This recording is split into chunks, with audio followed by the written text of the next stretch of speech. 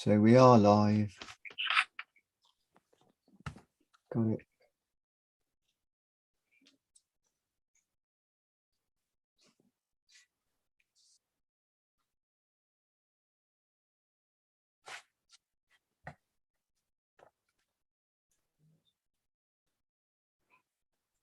Okay, so that's Zoom. Where's the YouTube page?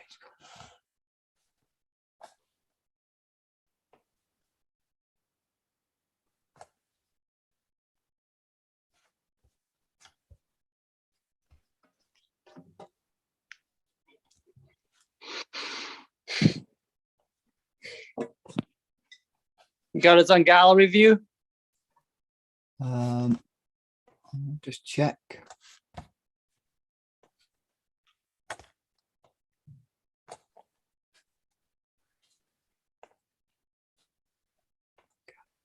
Yep.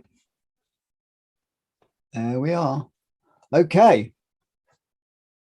Hi. I'm Phil. And I'm Phil. And this is another episode of the Phil and Phil Show. And here we are. We're right on time in divine time. Divine time, yeah. It's a bit of Phil and Phil timing, I think, for today. And it's great. It's all perfect. So last week we got right on and immediately we were on the show. And then this week it was just like I was late and then I had a headache and then just couldn't get on. So it's like it's all perfect, as they say. And the person I invited to come on the show didn't reply. Right. So here we are doing our thing again. What are you blowing at us there? Oh, that was my Emerald Diva from the Coloured Mirrors system. Mm-hmm. My towel I've got on the back from where I was bathing the other day when I'm doing a series of the G8 bottles, which are the darkest of all the bottles. It's actually I think you trashed that towel. It's plant oil, so it'll just wash out. Oh, it'll wash out eventually. Yeah. It's all plants. So it'll all just wash out a treat. Mm-hmm. So what were we just talking about? Oh, we've just been discussing all sorts of things like Tartaria, Jordan Peterson, and how he delivers his speaking and the fact that he's a really compelling speaker. So you hadn't heard about Tartaria, huh? Not until I did the workshop last weekend. When I did the Coloured Mirrors workshop last weekend, that's when I learned about Tartaria. You know, someone said, "Oh, Phil, do you know about Tartaria?" I was like, "No, actually, that's something I've never heard of." So yeah, I mean, I'm no expert in it, but basically, it's like they basically hid this society from us that was just as advanced. They had electricity, they had cars, and they basically just covered it all up. They basically just did a societal reset, which is kind of like what they're doing right now. And I think they've done that multiple times where they just reset things and then rewrite history. And, you know, and then it just gets all covered up. So it's kind of one of those things. And then they had these things called the World's Fairs, where they presented all of this, you know, cool technology, but it was already existing in the Tartaria. And they were like, "Oh yeah, we just built this World's Fair thing in like 3 weeks," but really it was like this old architecture. And then they kind of knocked a lot of it down. That's about as all I know. I'm not really a Tartarian person, so but it's my gist of the idea. It's fascinating because also Tartaria leads back to the Phoenicians. So you know, again, I'm no expert on the Phoenicians. I know a little bit, and the thing with Tartaria is all I've done so far is gone into BitChute and put Tartaria, gone into YouTube and put Tartaria, and seen what's come up. Right. So the other thing that came up, Phil, was something that came to me as well a few weeks ago, and it came to our teacher, was this a bit of a history lesson that cathedrals and lots of the other types of buildings used to create free energy. They were basically free energy hubs, and they also used to be healing centers. And they used to be able to store the electric within the building. Let me leave you alone. So it's very fascinating that actually there's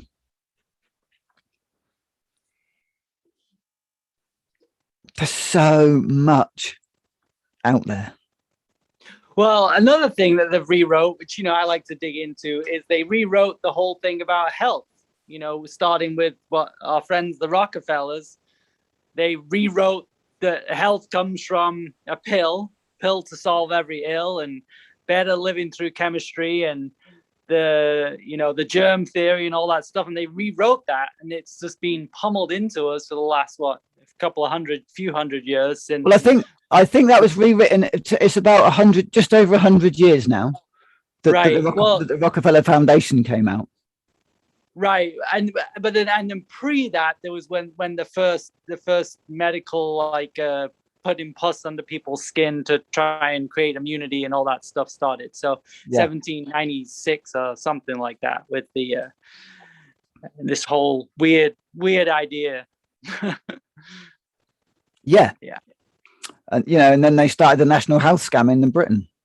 Yeah, which they gave us this out of control thing to look after us and make us well, which actually, yeah, I was just listening to Gareth Ike on his he has this right now weekly show, and he was talking about what's been done to the birthing industry. There's a lady who's really promoting, she's a doula in the UK, and she's really promoting, you know, coming back to natural births, and how there's this, you know, it used to be that, you know, cesarean sections were like less than, you know, 10% of all things, and now it's like, I don't know, it's like 40%. People are electively choosing to do cesareans. And in England, it also depends which shire you're in, which county you're in England, because I know I went out with a lady when she was trained to be a midwife. Okay. So, man, did I get the downloads on what was actually going, you know, what she had to learn about. And Bournemouth University had the highest rate of cesareans in the whole country. Not Bournemouth University, sorry. Bournemouth Hospital had the highest rate. They get £4,000 for every cesarean. Crazy. Follow the money. Yeah. You know, whatever's going on. One of the things I've learned now is whatever's going on, follow the money. Mm-hmm. See where it, and you know, see where it goes back to. And if the producer of anything is funding any study, doesn't matter what it is, whether it's a car or a pill or a food, whatever it is, if the same person's funding the study as they are producing it, then you can't trust the science, right? Which that's so it's same thing. It's just always we're chasing the money, aren't we? Always follow the money to find. There was a guy, what was his name? He was a, what do you call those people in America, Phil, that run states? Governors. He was a governor, of a state in America, and he was an ex. You'll probably know him. Is his surname Jesse Ventura? I don't know that. But you know him. He was Jesse Ventura was name, but he was a professional wrestler. Okay. But then he went into investigating like political corruption. and one of his, so the point is, the TV program that he was running, Jesse Ventura, and as the kind of journalist investigator into corruption, was he just said, right, we've got to follow the money. And then he'd get so far down this trail and go, okay, this isn't it, we've got to follow it. So then there was another avenue on the money, so he just kept following the money until he got kind of to the root of what was going on with whatever it was. It was quite interesting, but that was his motto, was follow the money. Well, yeah, I mean, they try and bury it. They like create a foundation. I mean, obviously, like the Gates Foundation, and then they have another foundation over here, and that one funds that one, and they try and kind of hide it from the public. But it's not actually that hard to find it when you start looking. So, yeah. You just got to be be prepared to go down rabbit holes, haven't you? Yeah. So what's the climate like in the UK right now? How are things going? What, the weather climate or the political climate? Well, yeah. I mean, Well, yeah, they're all lying scumbags as always, because they're allowed to do that in politics, right? They're allowed to lie yeah. because that's how it is. So I have no idea really how it's going. Well, I mean, how is life over there? So, like, I mean, I like to check in, and I know you don't go out much, but you're there. I just wonder how things are. If it's getting worse or better, or I mean, you're going to get a very different perspective. If you asked a normal person that has a life and wants to go to the pub and the pictures and on holiday, it's probably shit.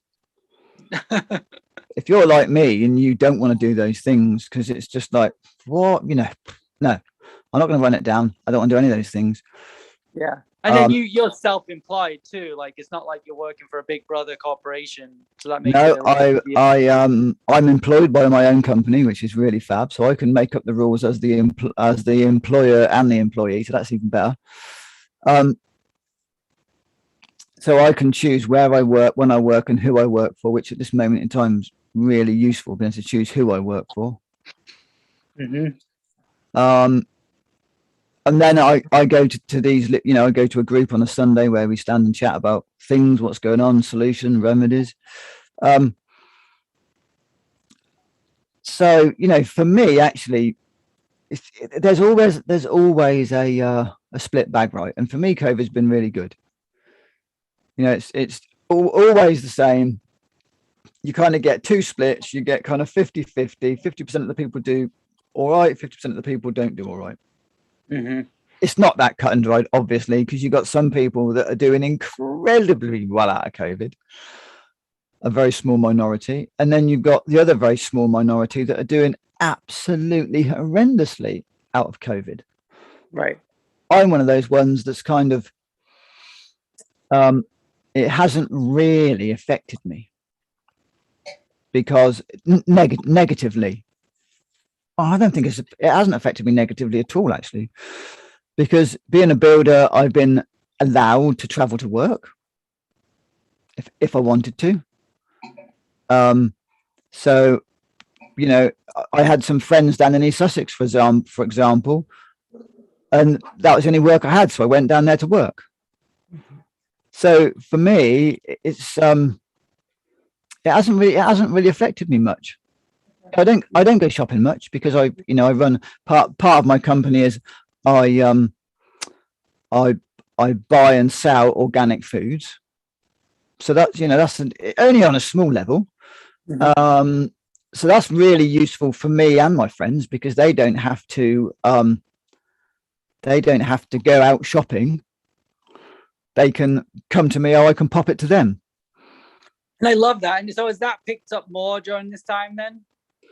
I haven't promoted it at all. At the moment, I've just kept it very small because once I get it any bigger, I was thinking about it the other day because a friend of mine was saying, well, I know someone might be interested and they might be interested. And it's like, well, I've got to figure out how to scale it because it's all right now. I kind of do it in my head and there's about, 5 or 6 of us that do it. So I can do it all in my head and I go, oh yeah, they want that, and that, and that. And I can order it down. But as soon as I get more, then I've got to learn how to, collate all the orders into an order so then I can order it and not tick the wrong boxes and get the wrong stuff, which I've done in the past. I mean, on the flip side, it's good that it's a small scale, and I think we need more of these small scale kind of things, and that's probably the direction we need to go. It's a real powerful solution. So yes, even though you haven't done this for what's going on, it is a powerful solution. Like you said, it's helped your friends out so they don't have to go to the shops as much, so they can keep to themselves and you can get them high quality food. Really, really good quality, actually. I was just saying to another friend and client today about the food, and I was saying, lemons. We got onto the subject of lemons. I said, well, you could go to the supermarket and buy lemons cheaper than I do, just because she's a bit hard up at the moment. It's the middle of the month, and she's coming towards the end of her month, middle of the month, and her money is kind of getting a bit tight. And I said, well, you could go to a big supermarket and buy them cheaper. She said, yeah, but yours are better, aren't they? And I said, well, yeah, there's no argument about that.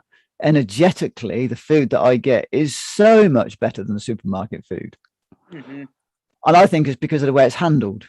I think it's not thrown onto big lorries and then thrown onto a forklift and thrown onto the shelves. You know, it feels to me that the people that are sorting and putting our vegetables into boxes and on a van, you know, and I've seen the guys that deliver to me, and they're really, you know, they don't throw it around. They're really respectful. They understand the food. Mm-hmm. And I also sell some frozen berries. You know, normally fruits of my choice. Right. Wild Canadian blueberries, Turkish black cherries. Oh, nice. Mangoes, raspberries. That's kind of the staples that I have. Right. I did have some blackberries, but they weren't, you know, they were like commercial blackberries, so they weren't really up to much. And have you seen any effects in the supply chain? Are they all readily available still? Most of it. It's yeah, actually, with the organic fruit and veg that I do, I haven't noticed any problems in the supply chain for that. And is most of it from the UK, or is it from other places? It's from all over the world. Mm-hmm. but they do their best to get it local. But local, right, Phil? This is really interesting conversation I had with a supplier one day. Was they are somewhere down near Heathrow, somewhere down there, and someone was complaining that some product they had come from Holland. Mm-hmm. And they said, why don't you buy it from the UK? And he said, well, because the only supplier I can get it from is in Scotland, but Scotland is further from us than Holland. Wow. So you know, you think, right, if it's in mid Scotland, say Edinburgh, Mm-hmm. to Heathrow, that's a long way. Mm-hmm. You can, especially across the UK, because driving is very slow in the UK. It's like, yeah, so it's not like one big highway straight up there, you know, but or you're gonna fly it in. Yeah, if you think distance wise, it's probably 400 or 500 miles, or 400 or 500 miles from Heathrow gets you to Switzerland. Wow. I think it's 532 miles from Heathrow to Switzerland. Mm-hmm. So if you look at that, in that distance, you've got Holland, Germany, France, Spain, and you're almost to Italy in the same distance as you are to Scotland. Interesting. So people don't think of that. They think keep it local, keep it British, which of course, right? If you can, of course. Right. But they were saying actually, when's local and when's local not local? Right. Mm-hmm. So if Scotland's twice as far as Holland, that means Holland becomes local. Right. So, and when they, you know, it's the same for them to go to Devon and Cornwall. Right. It's a really long way from, well, not in American terms, in English terms, it's a long way by road from Heathrow to Cornwall. Mm-hmm. You know, and if you go straight across the channel, you're deep into France, deep into Germany, deep into Holland.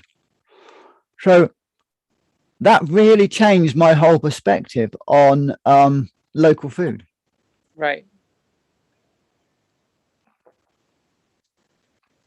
And of course, when you're buying bananas, it's like people say, well, you shouldn't eat bananas, you're in the UK. It's like, whatever. You know, I believe in species specific food, which is going to be real contrary, but species specific food. So primarily, you know, our most fuel efficient food is fruit. Mm-hmm. And now in England at the moment, of course, we've got apples, which is awesome because, you know, we are at the end of the day, and I think most people forget this, we are the country of apples, right? We are the apple country, England. Mm-hmm. You know, we've had, I don't know, hundreds of varieties of English apples, famous all over the place. Mm-hmm. So for me, in the autumn time, apples become our superfoods. Mm-hmm. They're really cleansing, they're nourishing, they're very nutritious, full of fiber, full of pectin, full of nutrients, full of electric. You know, they haven't been stored for They haven't been stored for months and months and months. They're picked as ripe as they can off the trees, and they're just, they're just alive. Right. If you get freshly pressed apples and some freshly pressed ginger, even though it's from Peru, right, and freshly pressed lemons, which are going to be from Spain at the moment, Right. epic. Mm-hmm. So you've got something that's going to nourish the whole body and Right. detox it. So the other thing with apples is you've got to be really careful, because they're a real detoxifier. Mm. But, as you can tell, I'm really passionate about English apples because they're just incredible. It was funny. So when like years ago, David Wolf was like, "What's your favorite food?" And this was when I was back in England. I was like, "Apples."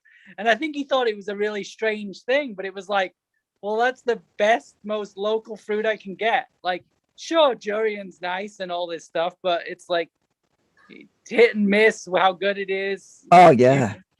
I mean, I'm sure if I was in Thailand, my favorite fruit probably would be durian, right? But when you're in England, like the freshness of those apples, it's just like, it's a whole other thing if we can get them fresh, so. Yeah, English apples. Well, English apples when you're in England, right, are magic. Right. Not if you're in Thailand. But, you're like, apple, durian. Okay, I'll take the durian right now. Thanks. Yeah, and I think that's just, I just went on to my suppliers and was looking at their apples, and it was just like, oh wow, yeah, there are so many good apples. So what I buy is what I buy us lot in our little group is I buy juicing apples, so they're seconds. Little scars and stuff. Yeah, a little bit of a bruise, a little bit of a scar, a little bit of a maggot. But the other great thing is you get. I've just ordered a 12-kilo case, and they're all mixed. So who knows what I'm going to get? Oh, nice! I like that. Let's see. I have no idea. Yeah, I have no idea what we're going to get. We're going to get random English apples, and they're half the price of normal apples, and 9 times out of 10, the taste is amazing. They taste. I can feel myself getting all salivery over those. My apple juices are going. Have you changed our gallery view round, Phil? What's that? Did you change our view round? No, Charlie dropped off for some reason. I'm not sure. It just said Charlie left. Maybe she lost connection. Oh, that's what happened. Yeah, it's okay. So what were you talking? You said you were talking to Charlie about something earlier. Yeah, do you know what? I was going to bring Charlie in to talk about that. Well, but I can't. Yeah. But I can't now. Yeah. We were talking about patterning. Habits and rituals and negative aspects of ourselves. And we were talking about, I'm trying to remember this conversation now. We were talking about the payoff, right? If we're doing a negative behavior, like if we're being needy or over nice or fearful or anxious or whatever we're doing, there's a pay. Actually, we were talking about being in relationships, and there's in a bit I think Charlie brought up the thing about being in an abusive relationship where not that she is, that's not what I'm saying. She was just talking about people being in abusive relationships. I've got to be really careful how I say things. And quite often there's a perpetrator, the aggressor, and the victim. Interesting. I started talking about this stuff and I'm yawning. That's really interesting. Always when you're moving a lot of energy. Yeah, exactly. Yeah, moving energy. So she was saying that there's a perpetrator and a victim, aggressor victim. And for the person being a victim, they're getting something from it, or else we wouldn't be victims, right? And then, I said, well, good behavior, bad behavior, we're getting attention. And she said, no, it's deeper than that. And then she started talking about the fact that we create our own morphine. And Okay. the morphine that's internally produced is more powerful than the morphine that you would take from any drug or pill or whatever it is, however people take it. Mm-hmm. So there's this whole level of addiction that starts to go on with this behavior. So for me, my addictive substance, probably the strongest addictive substance for me was adrenaline. Right. Mm-hmm. That was really my drug of choice. Of course, I had no idea that was that adrenaline was my drug of choice, and I got a thrill. I guess I knew I got a thrill out of what I was doing, but I didn't realize I was getting an adrenaline rush. I didn't understand. I didn't understand those things.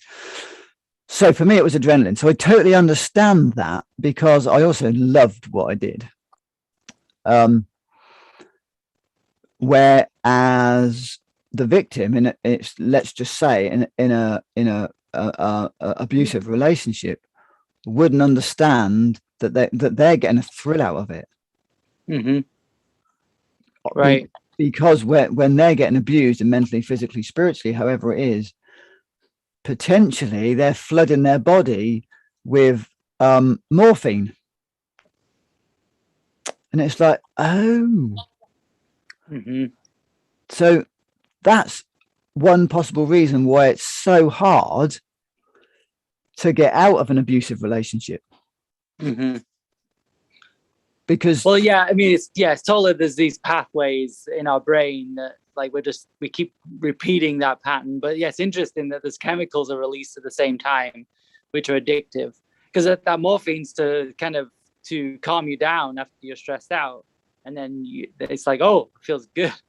So there's a good feeling that comes at the same time. It's kind of complex. Oh, of course, it's very complex if you don't understand it, and I have no idea, but it makes sense as to why we do our behavioral patterns for so long. Why we struggle to break them. Yeah, it's like food addiction, right? Food addiction, because it's all about, at the end of the day, it's all about chemicals, right? Whether it's a food addiction or a behavioral addiction, no one on a conscious level wants to be a victim of anything, right? Right. On a social level, no one. It's like, why would you want to be a victim of that, right? But then when you understand, because whenever we get to be a victim, if that's our drug, if morphine is a drug of choice, for example, then it makes so much sense as to why people can't break out of the victim role. Right. Because the payoff is a really hardcore drug. Even though on one level it feels and looks really shitty. Right. But I didn't understand until Charlie was talking about that this morning. I didn't understand I didn't even know it was possible. And for me, once that, because I've looked at patterns and behaviors for years, and it's like, oh, people often say, oh, well, what's in it for you? It's like, now I know my addiction. Do you know what I mean? It's like, it's really, and I think for people that are in that abusive, addictive part of the relationship, it makes sense why people dip in and out, why people will go, right, that's it, I'm done, I'm off. And then they go back, and people are like, why on earth do they keep going back to more abuse? Because they haven't got any other pathways to bring joy or anything else. They haven't built that up. So that's the only pathway that gives them some sort of relief from, whatever it is. So it's a dumbing down, which we've talked about a lot, whether it's food or different things that we do to dumb down those feelings. And that's the only path that, somebody who's been in a victim role for a long time, that's the only pathway they know. Yeah. And Dr. Joe Dispenza talks about this a lot, where, you have a bad day and it starts out and it's just a bad mood. And then a mood becomes, more and more and more permanent, where it becomes who you are. Like, it just starts. So we have to clear it. And that's like, we have to be always working on these things and keep clearing them out. Otherwise, it will come and bite us eventually. But we've built that pathway so strong. And that again, now, Phil, leads me, of course, back to back down the food path. Mm-hmm. Because once we add organics in, so you can basically kind of stay on your diet, Mm-hmm. but turn it organic. And once you've bought organic products, this is a big deal, man. Once you've bought organic products into your life, your consciousness starts to change. Mm-hmm. Your consciousness starts to change. You have a more evolved type of behavior pattern. It's the same behavior, but it's more evolved. So it becomes, let's just say, for example, it becomes less abusive, whether it's whether you're the abuser or the victim becomes less of a victim. The abuser becomes less abusive because it's calming down. It's calming down. Whatever's making the abuser abusive and whatever's making the victim a victim, and whichever one gets whatever drug fix, organics, whatever, whether it's plant-based, animal-based, whatever, organics changes. So one of the things that I noticed, actually, Phil, when I look back at when I stopped consuming cow dairy, even though I was still consuming goat or goat or sheep dairy, once I stopped consuming cow dairy, that changed a lot for me. I didn't go to organic cow. I just stopped altogether. Right. And that stopped nightmares, the bad dreams, the nightmares. Well, it's a big hormonal morphine hit in dairy, right? Yeah. And of course, dairy hits the same receptors as cocaine, doesn't it? So yeah, that makes, and I think with goats and sheep, they're not farmed as intensive or as hard. Yeah, it's the modernization of the cow dairy and the way it's consumed and the way it's processed. It makes it into it basically in a way. It basically no way.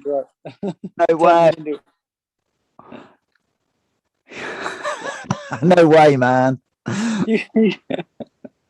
Sorry, folks, I couldn't resist the way thing. No way. Yeah. So it changes consciousness.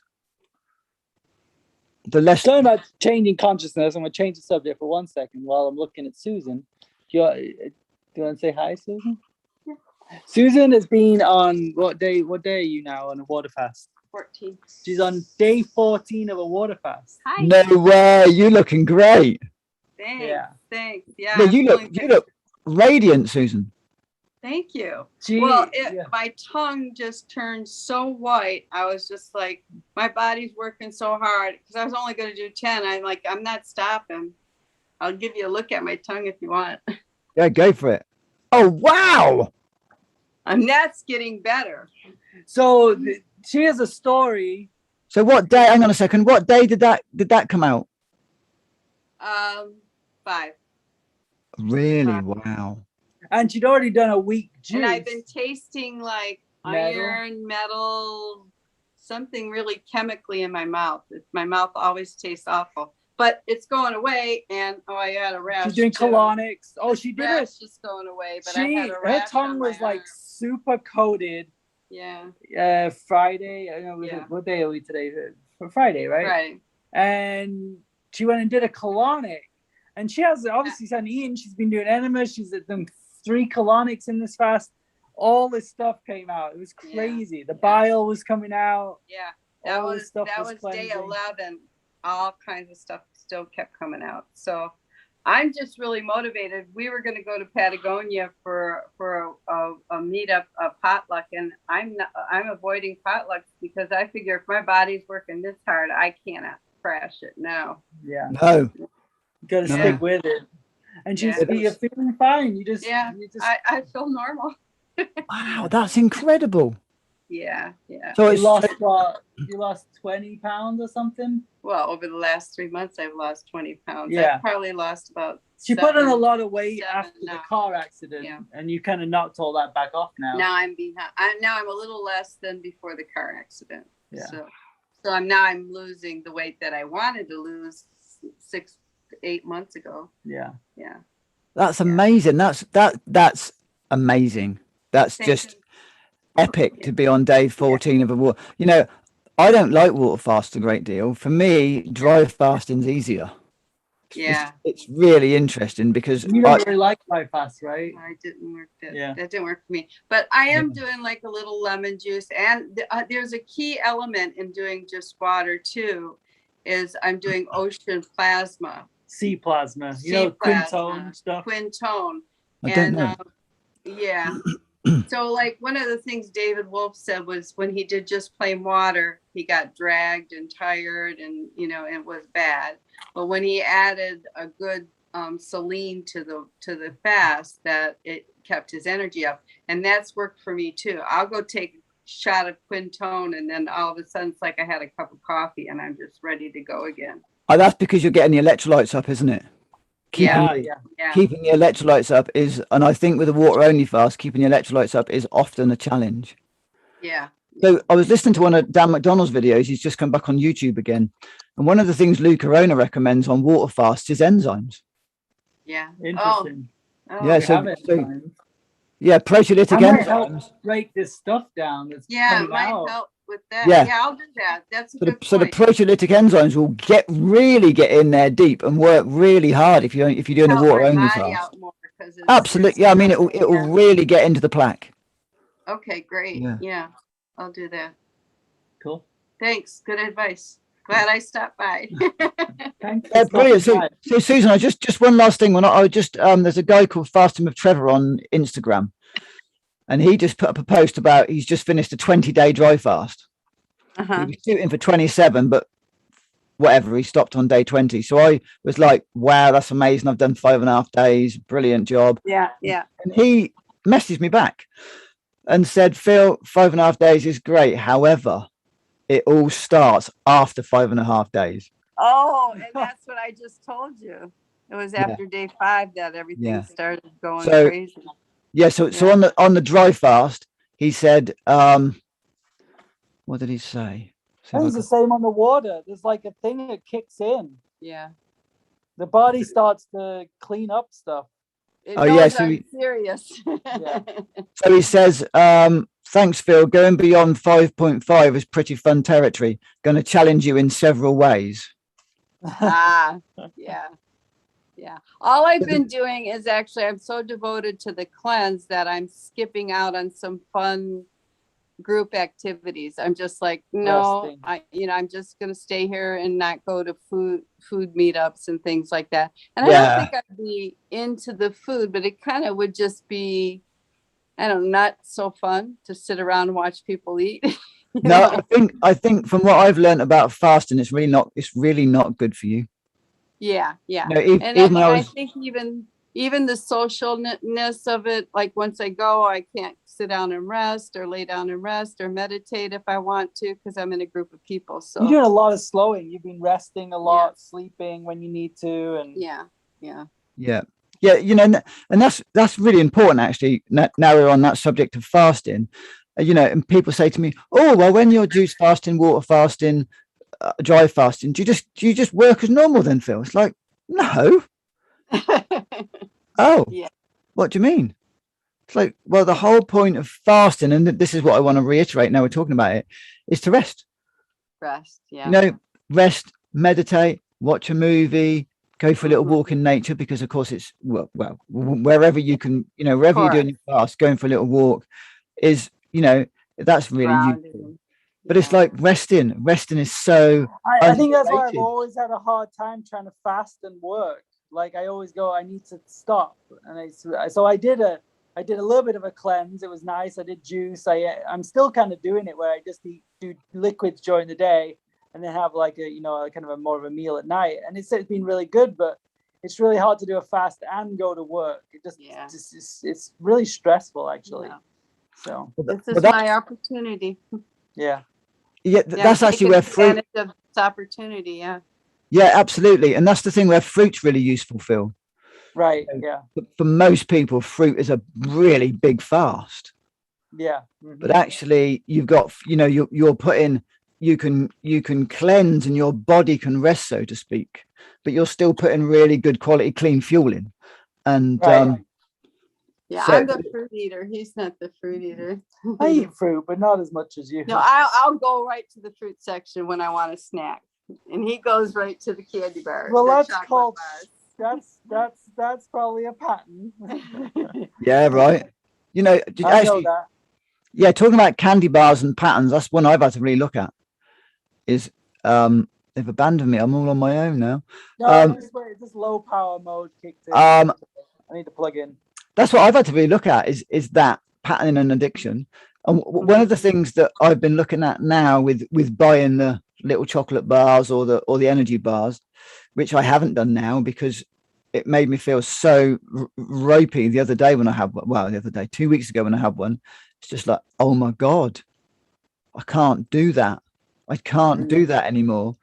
And it was like, okay, so what's involved in that? Because it isn't just about the bar. Oh, I know. What I realized was it was the whole experience. Parking up, going to buy myself something, going in the shop, interacting with the people, paying for it, getting it. There's a whole experience, not just about the bite at the end. Putting it in your mouth, yeah. Which I thought it was all about the bite and putting it in my mouth and biting. I thought it was just about that part of the process, and that's what I do all the other. But then when I analysed it, it's like, oh no, it's not that. It's the fact that I'm doing something for me that's kind of nice. So the last time I went to our local health food shop, I went in and I was talking to them, and it's like, so I went and bought some arnica cream, right? Because I got a bit of a sore arm, and I was like, okay, so there's this whole experience about buying. So I found some organic mulberries. And I went and bought organic dried mulberries, and it's so much cheaper than buying processed bars. Yeah. Right. Yeah. And you got the same experience. That's interesting. Yeah, I know all about that. I know all about that pattern from when I smoked cigarettes. It's not just the cigarette. There's so much ritual. There's a lot of ritual in cigarettes. And the interesting thing is, like, when I would go back home to Michigan, when I'm not smoking, there's like this ritual of all the smokers going into this certain corner, and it's almost like a clique, like a camaraderie, and the people who know I used to smoke will say, okay, we're going to go have a cigarette. Do you want one? So there's it's fun. There's fire, there's smoke, there's having that smell of fresh tobacco before it gets lit. There's a lot. Yeah. But I haven't smoked in it's been a while now. When I started smoking when my parents died, and I've always thought, okay, this is my sedative. I don't want to take drugs. I'll take the sedative. But what happened was I was with a body worker, and he was working on me, and it was really, really intense, and stuff was coming out, like phlegm was coming out of my lungs and into my mouth, and my lungs started talking to me because I was like, he was like, let's clear the lungs. Let's take a deep breath. And my lungs were like, no, it's just going to smoke again. What difference does it make? And then I made a commitment to my lungs, and I haven't smoked since. I just told them, you're right. I'm not going to smoke again ever because you don't want me to. So that was it. Yeah. Wow. And isn't it interesting when, and that's what happened to me with the nuts. Because I would every now and again, it's like tonight I had a few nuts for the first time in 2 weeks, I think. And I had to be really careful. Yeah. And now I've had them, it's like, yeah. But when I had them 2 weeks ago, my body's just like going, you can't do this anymore, Phil. We don't want this in our body. We don't want it in it. And I'm like, and it's like, we're making you feel sick now. This is how much we don't want it in here.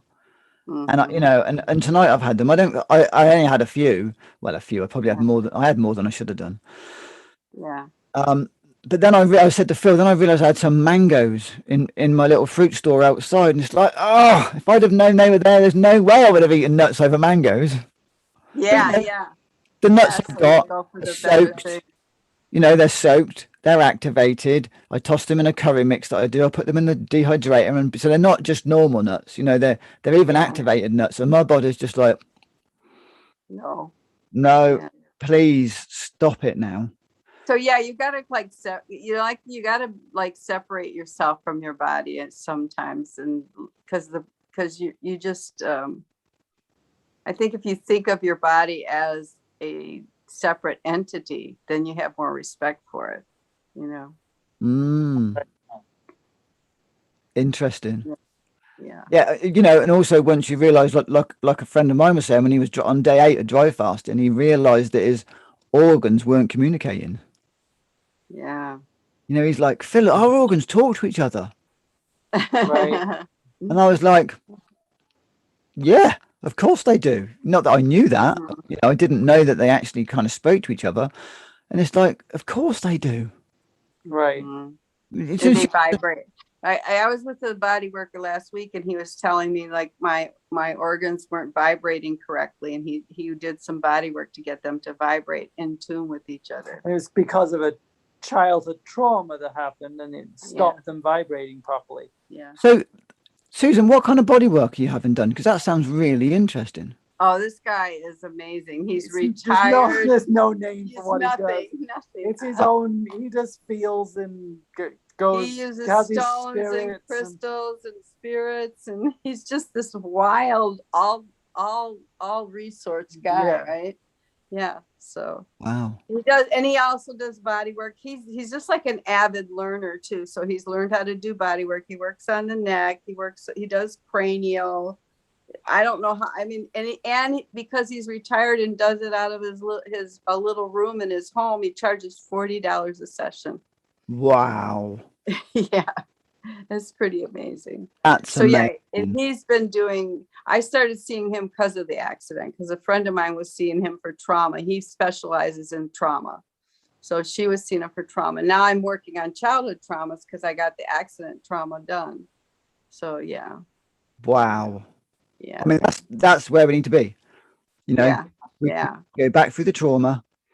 Yeah. Childhood stuff. Well, he worked on stuff the other day, and he said, now, do not talk about the incident. Do not think about the incident. Don't rehash it. Your brain doesn't know the difference. We've cleared it. Let it go. Move on. So, yeah. Isn't that interesting? Because when you think about it, talk about it, dwell on it, whatever, you're repatterning it, aren't you? Yeah. Yeah. You know, that's then the habit. Yeah. Uh-huh. Yeah. Wow. Yeah. So he's really good. Yeah. Now, Philip's seen him. Tell him about your experience. Well, I think I mentioned it on the show before. He was pulling out bullets and arrows from my body. Yeah. Yeah. But that's the guy. Yeah.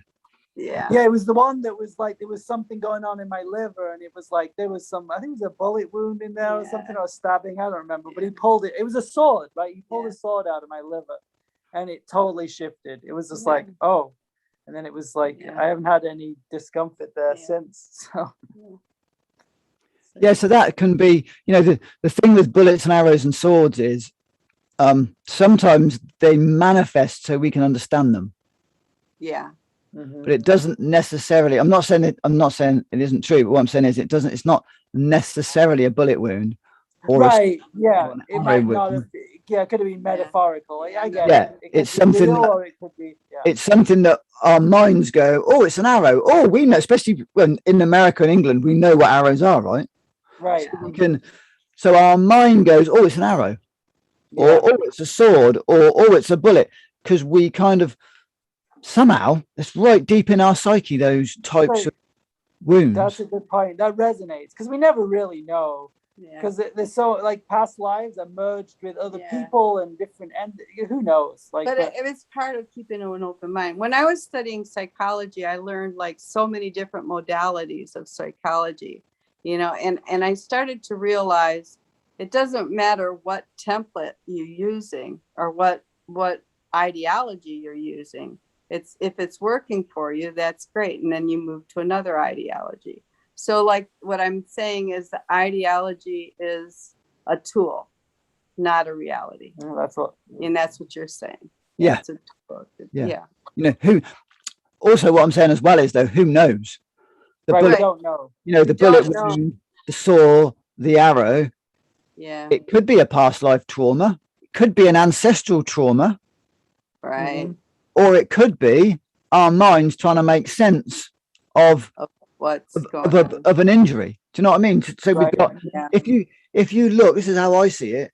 If you look at you here, all of this, let's forget past lives for a minute, but you've got all of this ancestral work, and all that energetics. You know, for me, right, the sin of the father visits on the children, right?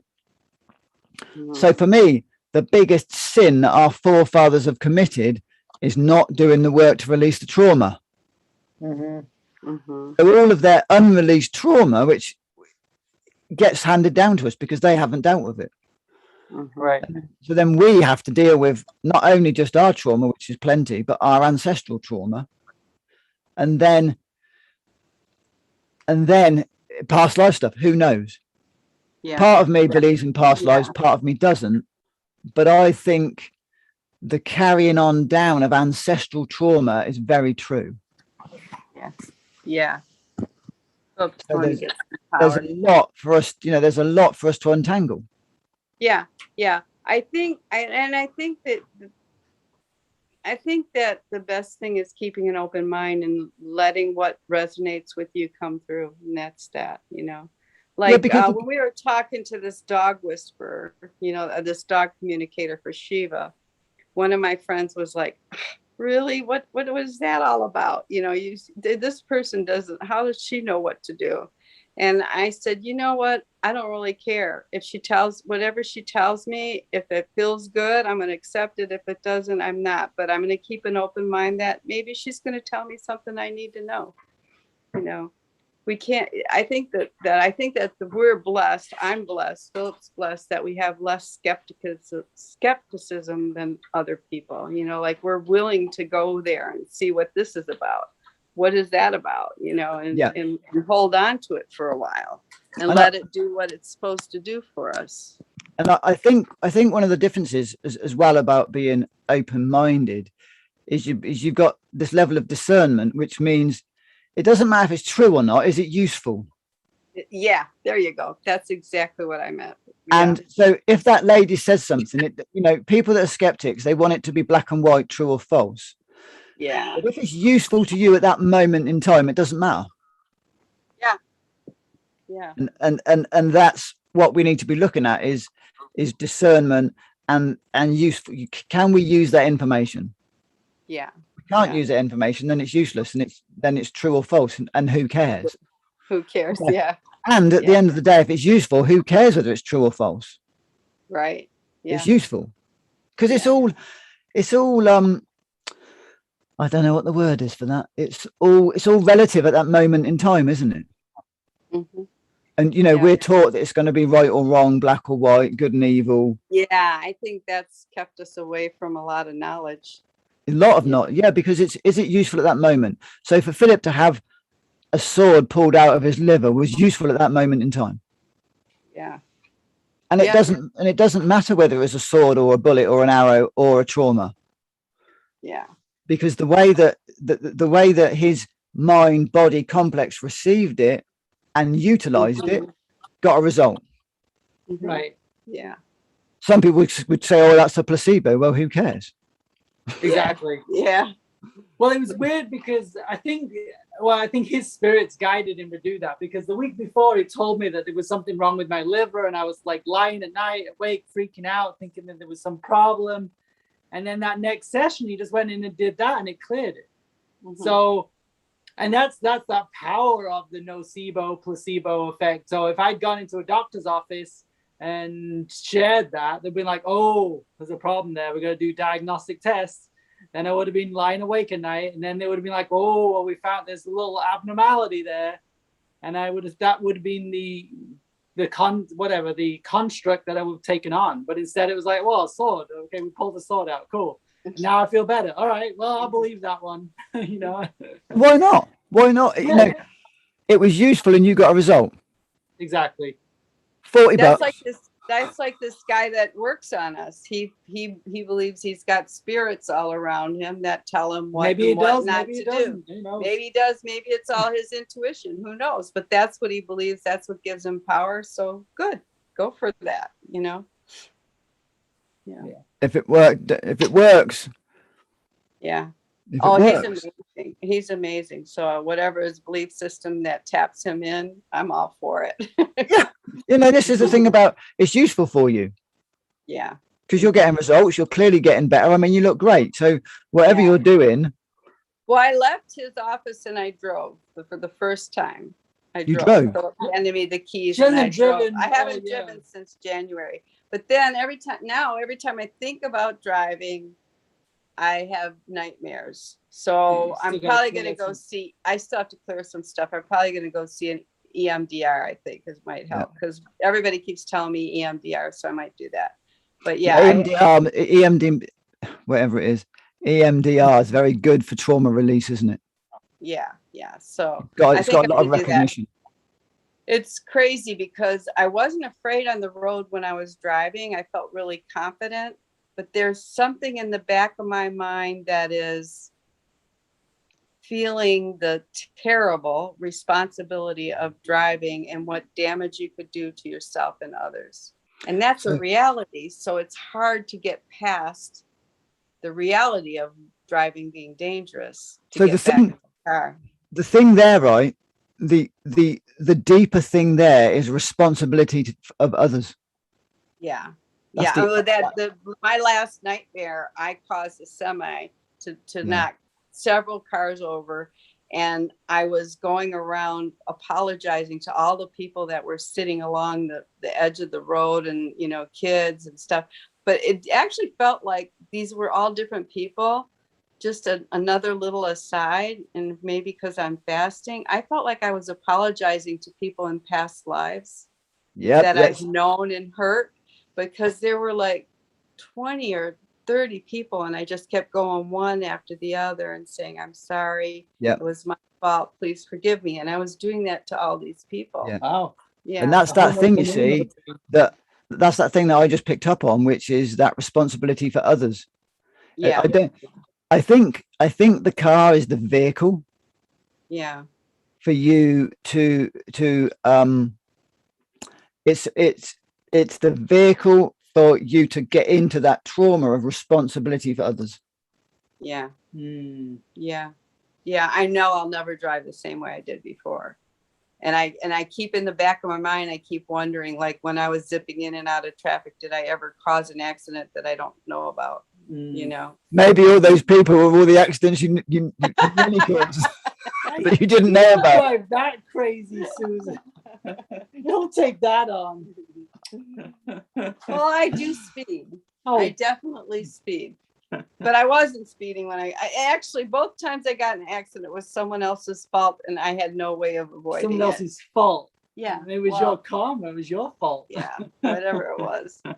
But if you get hit, Phil said you got. I remember when I told you, Phil, and you're like, "Oh, she's got to kick up the rear end." Then, yeah, he's such a nice person, Phil. Well, it's a slowing down in terms of my brain. I've come to terms with the fact that my brain is not working the same way.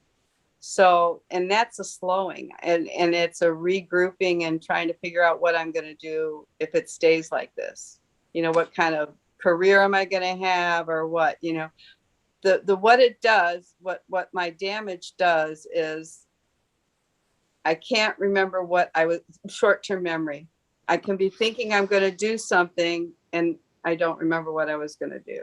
And I'll have to keep going back and forth to the room or coming back and sitting down. And then if I don't remember, it's like, okay, well, I'll figure it out later. And then I'll just go do some other things.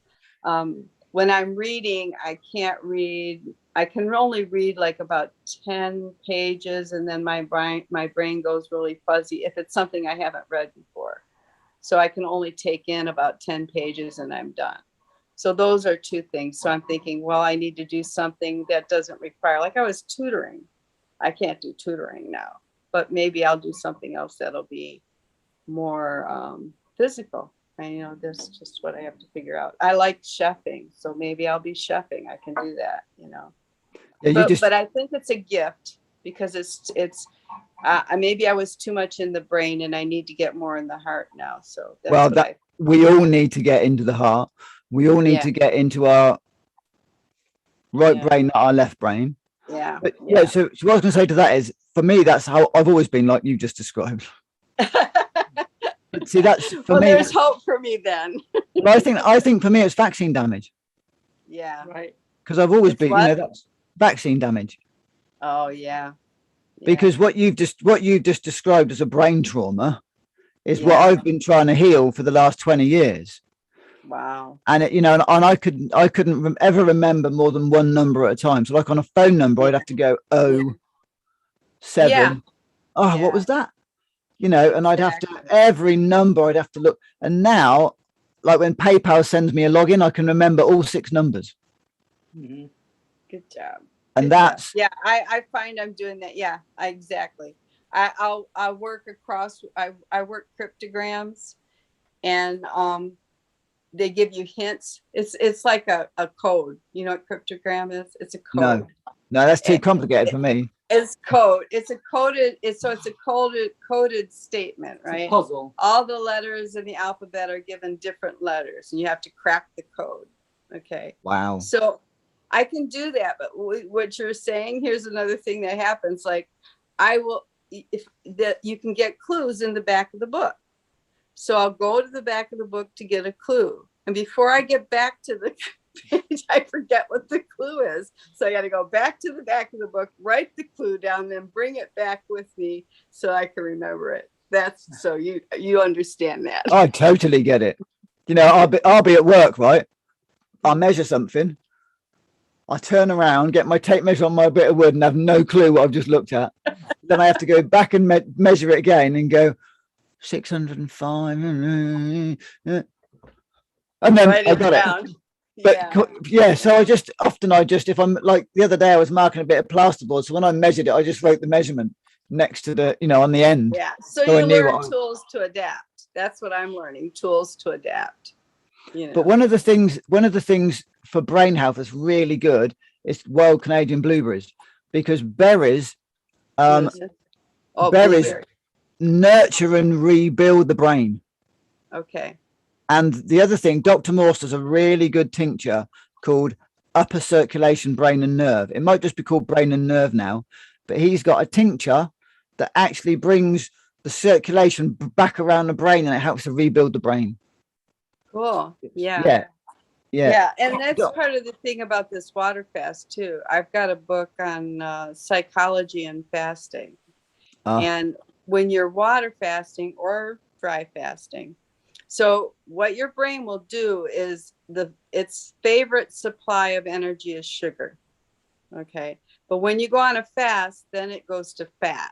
And when it goes to fat, it starts working harder and it clears out more garbage. So that's one of the benefits of the fast. That starts on day 3, doesn't it? I think. Yeah. So so when you force your brain to use fat, it actually starts down cleansing deeper into the cellular matter, the fat, all that store where we store all the crap away. It starts to get it out. So I'm hopeful. You know, and so things like cayenne pepper, because they create circulation. But, you know, I'd watch a video on Dr. Morse about healing the brain, because he's had amazing miracles work with fruit and herbs. Okay, I'd like to see that. Okay. He does fruit and herbs, and he, you know, and I'm thinking for you particularly because you love the fruits, you love the berries. So berries to rebuild the brain chemistry, and then he's got a tincture upper circulation, because that will get all the blood flow and everything moving in the brain. Yeah. Great. Good. Thank you, Phil. You look great. Day 14. Amazing. Thank you. Yeah, I feel good. I feel really good. Yeah. That's Yeah, I'm probably having a good because you're having colonics, isn't it? I'm doing I've done 3 now, right? Three Three colonics, almost 4, colonics, 4. maybe 4, and then you've done enemas almost every day. Yeah. Yeah. She's flushing out. Colonics are very different, though, aren't they? Yeah, They are. but she was like really, like, we decided Friday. It's like her tongue was really, really coated, and she was just like, I'm just gonna go rest. I said I had to go rest, and then my colonic therapist, who's also my friend, was on the phone. She was on the phone when I was talking to somebody else and said, I'm not going anywhere. I got to rest. My tongue is a mess. And then my colonic therapist got on the phone. She's like, then you need to come in now. And she stopped everything she was doing and took me in. Yeah. Because the body wanted to get that crap out. Yeah, it was perfect. Yeah, brilliant. You know, and that's the great thing with water fasting, is at least you can still do those protocols. Yeah. Well, I'm gonna go. Yeah. Thank you for joining us. Yeah, thank you so much for coming on. Surprise guest speaker. Yeah. Onto my favorite subject, which nowadays is nothing. Fasting. It's your favorite subject. Fasting. Yeah, fasting. I was looking at Susan sitting there and I was like, oh, we got to talk about this. Yeah. So Phil, what I was going to talk about, which I can talk to you and what we're doing, is our sign. Oh, okay. Because when we were doing the sacred measurements for Phil's board game, I got my tape out again and measured the sign, and I hadn't measured it right. So the new measurement now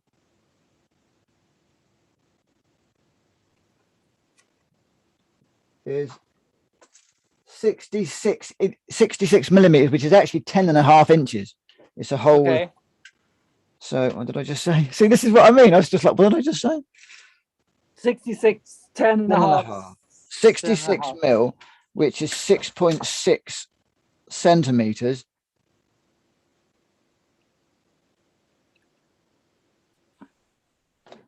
No. See? That's what I'm saying about, but it's time for me to go to bed. It's 200. It's 266. So it's 26.6 is prestige, prosperity, and power. So remind me again, where is this information coming from? This is called geomantic divination.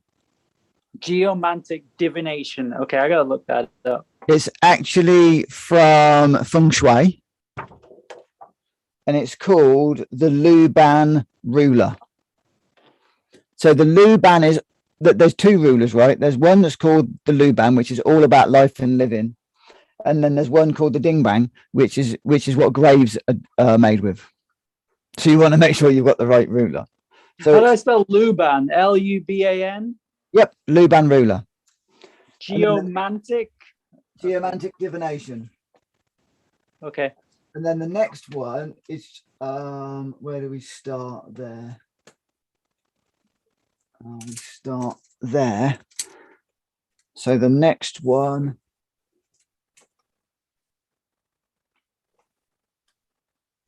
is 482. So what does that translate to?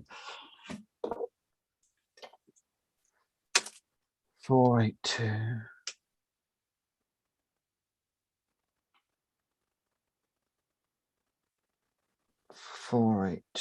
Translates to 5.5, which is close enough.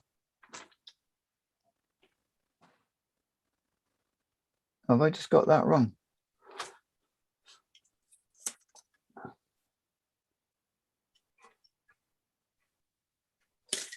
Did I get that wrong, Philippe?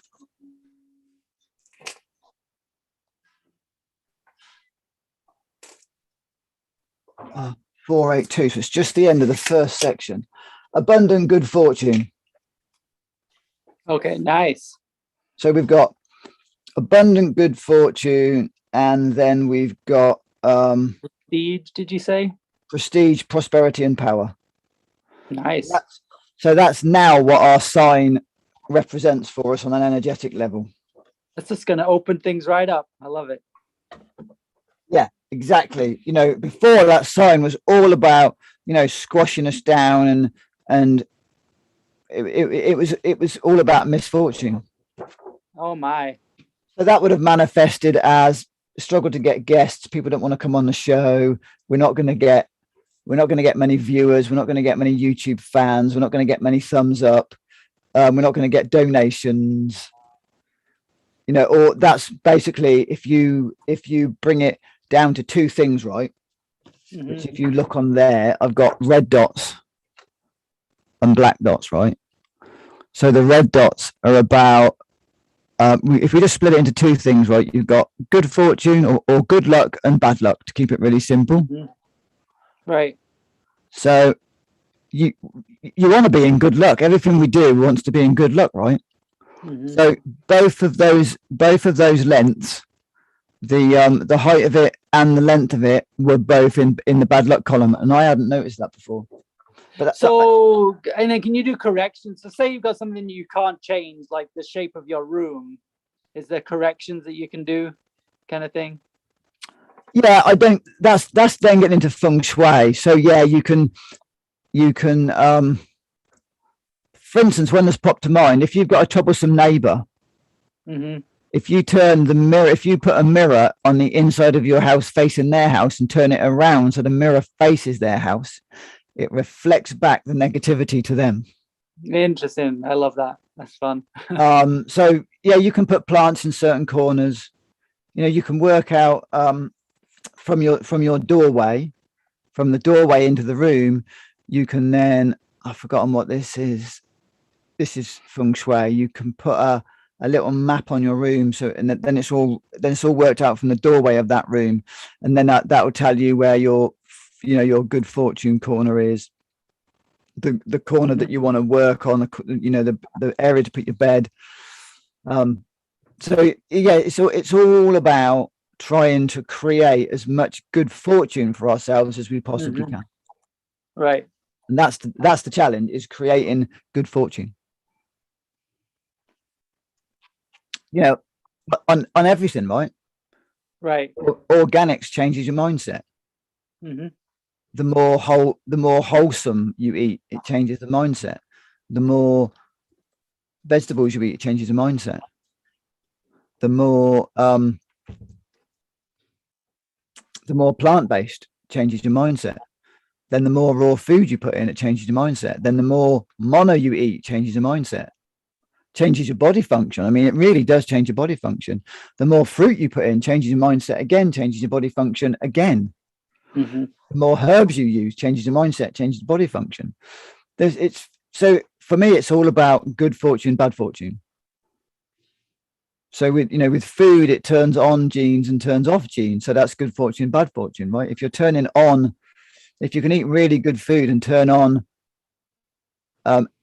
healthy genes and turn off aging genes. So you turn on youthing genes and turn off aging genes. That's good luck.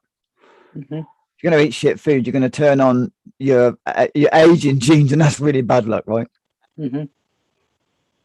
So that's when we're getting into the field of epigenetics. So, it's about, it is. Environment's all about epigenetics. It's all about, we come in with a loaded gun, and then do we squeeze the trigger or not?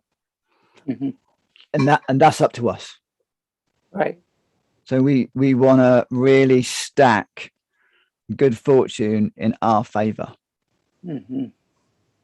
So the people are on about now stacking nootropics, different things. Well, we need to stack good fortune. Right. And a good fortune might just be meeting the right person, right? Mm-hmm. That handshake, that deal, that. You've been looking for a body worker, you've been looking for a massage therapist, you've been looking for a geomancer, you've been looking for a host for your show, you've been looking for a participant, whatever. And then someone just, as luck would have it, right? Someone just turns up. Mm-hmm. And that's what we need to do, is keep stacking luck in our favor. Mm-hmm. I like that. I hadn't thought of that before, Phil, but we need to stack luck in our favor. I love it.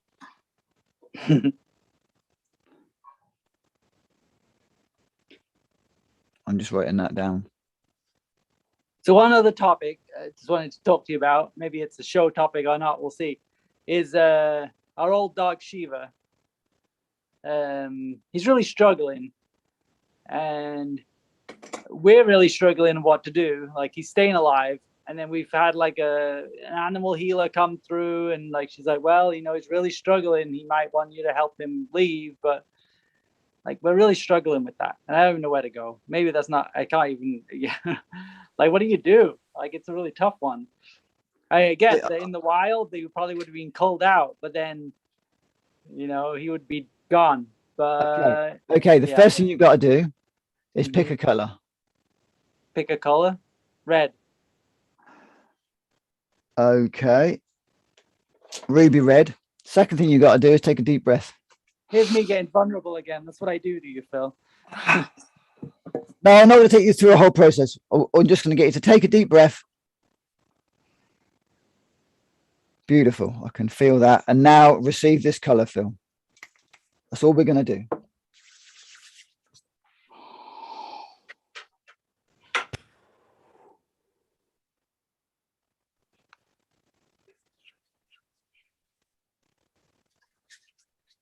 That's all we're going to do.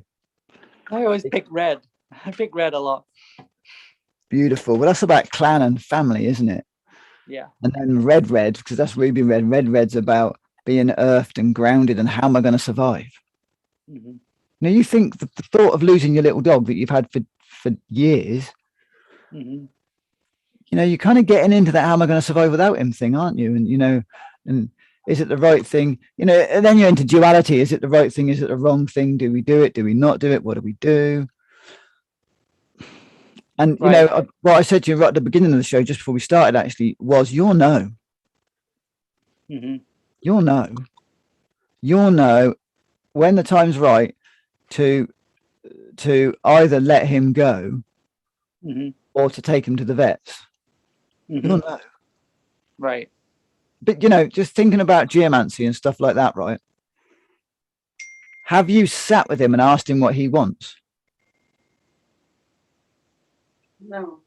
Only through another person, but I think I've got to do that, right? Well, I think you both need to just sit with him, you know, like in meditation, and then good point. Kind of communicate with him on a soul level, you know, or for other people listening, just in your mind, just go, you know, hey Sheba, we're really aware, you know, not this particularly, but something like this, where we feel, because it's not about, because he might be fine with it, we really feel that you're struggling, and we just want to know, what do you want to do? Because you might find if you have that level of communication with him and you go to bed, he might pass in the night. Because maybe he needs permission to leave. Right. If you haven't given him permission to, because he might be staying for you. Right. Because he might be thinking, God, this is really hard for Phil and Susan. You know, how are they going to cope without me? How are they going to be? If, you know, if I leave, how are they going to be? So from his point of view, he might be hanging in there for you guys. Yeah, I think we know that on many levels. Yeah. So maybe, you know, there was a time, right, when I had a my grandfather was dying, and I got the phone call early in the morning. Oh, your granddad's in hospital, and we don't think he's going to make it. He hasn't got long to live. So I bombed it, record timing up to the Cheltenham hospital, and everyone was there, all crying and wailing like they do. And this is a funny bit. I went in with my girlfriend. It was the midwife. And the last thing he said to us both, when she turned up and said, "Hey, Grandad, how you doing?" He said, "I'm not pregnant, you know." And that was the last thing he said to us. That is hilarious. So because then I've been doing lots of shamanic practice and lots of shamanic work and journeying and, you know, doing death midwifery, I sat at the end of the bed, at the end of his, and everyone else left the room for whatever reason. And I went into meditation, and because I could see his spirit above the bed.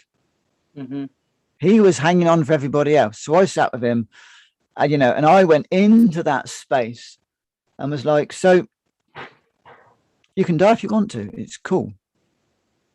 You know, and he was like, well, I don't know where to go, because he didn't believe in God. Mm-hmm. When you're dead, you're dead. Man, did he have a shock. So because I'd done the shamanic journeying work, I was able to journey him through to the light, to the other side.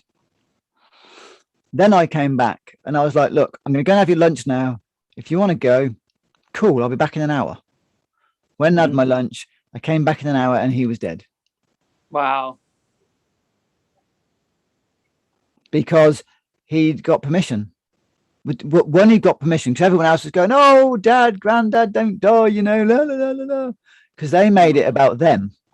Right. Mm-hmm. They didn't make it. He was the one that was effing dying, not them. Right. Yeah. He was the one that didn't believe in God or that he was going to go somewhere. Mm-hmm. He had a problem because all of a sudden he was going somewhere. Right. And he had no clue, because he thought when you were dead, you went to the worms and you were dead. But he realized that actually, he then found out that actually he was going somewhere. Mm-hmm. And he just didn't understand. Yeah. So he was confused, didn't understand. So I went in and shared with him what I knew about that, and he passed. Yeah. I think Shiva doesn't know what's going to happen either. So he has a fear.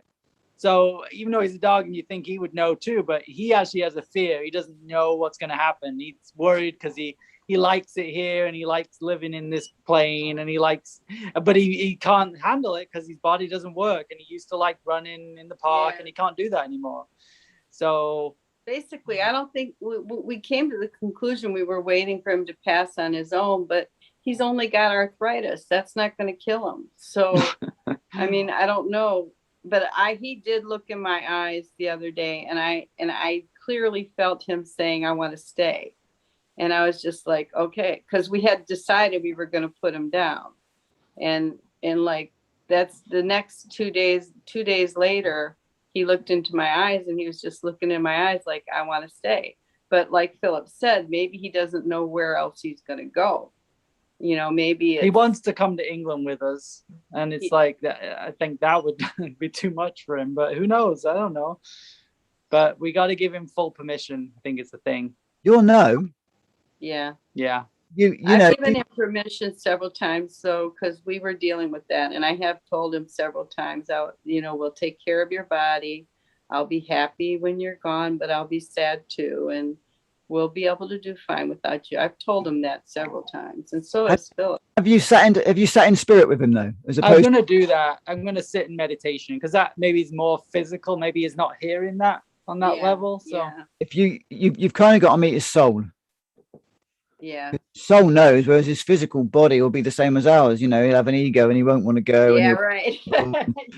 So we're talking to our ego is talking to his ego. So big mess. Well, it's not a big mess, is it? It's just not clear. Right. Yeah, it's not clear.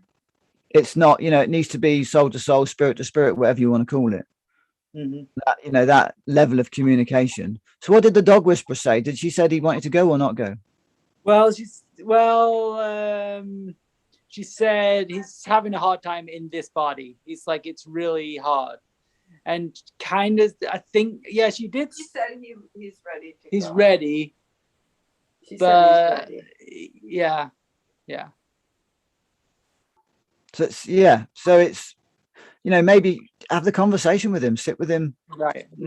Sit with him and go. And if he's ready and he can't physically force himself to die because he's got a strong heart, strong liver, then what is he going to do about it? He needs us to help him. And that's where you really sit in communication with him. Mm-hmm. Sit in spirit with him, not in your Philip and Susan self. Yeah. You got to, you need to really sit in that place of spirit with him, and that, and communicate on that level. Yeah. And you'll kind of you'll get what I would call the truth of the matter rather than the thought of the matter. Right. Because all of you are thinking about it. He's thinking about it. You're thinking about it. Kind of, you're all flirting with the idea. Mm-hmm. But you'll know. It's the same as when you told your people at work. when you did, you came to England and you were told to leave, to come back to England, and then you waited and you got the appropriate day to tell your colleagues, and then your boss, and then you left your house, and whatever, you'll know. Right. It was, the timing was not ready, and now it's ready. So, and now it's perfect. Yeah. So it's the same as with my other granddad, when my mum, when he was getting old and everyone was saying, oh, he needs to go into home, and mum said, oh, I don't want to, and I said, Mum, you'll know. I don't know. Mm-hmm. And it will all fall into place as long as you trust. As long as you trust the process, and you know and you trust. And you know what? She got him into respite just like that. Okay. And he was assessed, and they were like, you know what? He can't live on his own. And we've got a room for him if he wants it. Mm-hmm. So he went in for 2 weeks.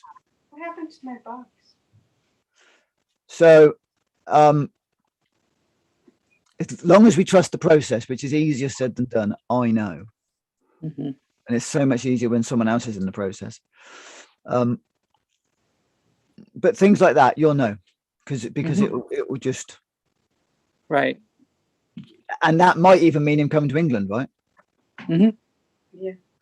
Yeah. You know what I mean? It might, because you might be putting your fears on a situation that he can't manage it, or he's too old, or he's in too much pain.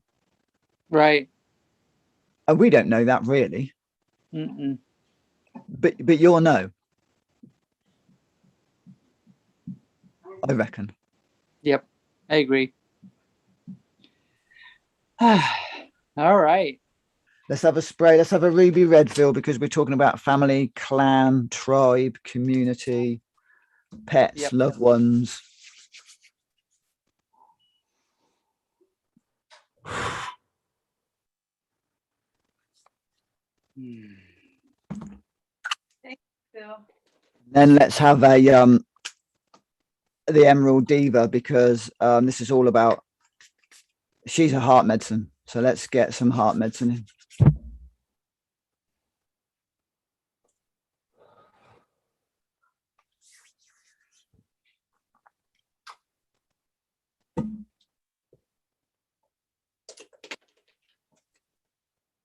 Thank you, Susan. Really appreciate you coming on, and your vulnerability and your honesty. It's really beautiful.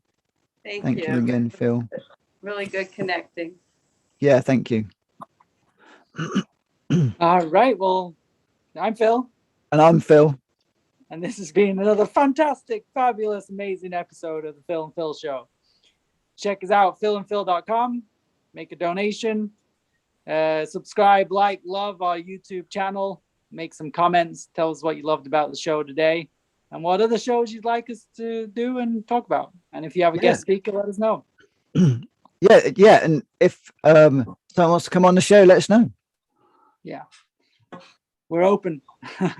Thanks, guys. Appreciate your time and your energy for watching us. And we love you all. Thank you. Thank you. Right. You're on, Phil, to end the show. I'm the host. Yeah.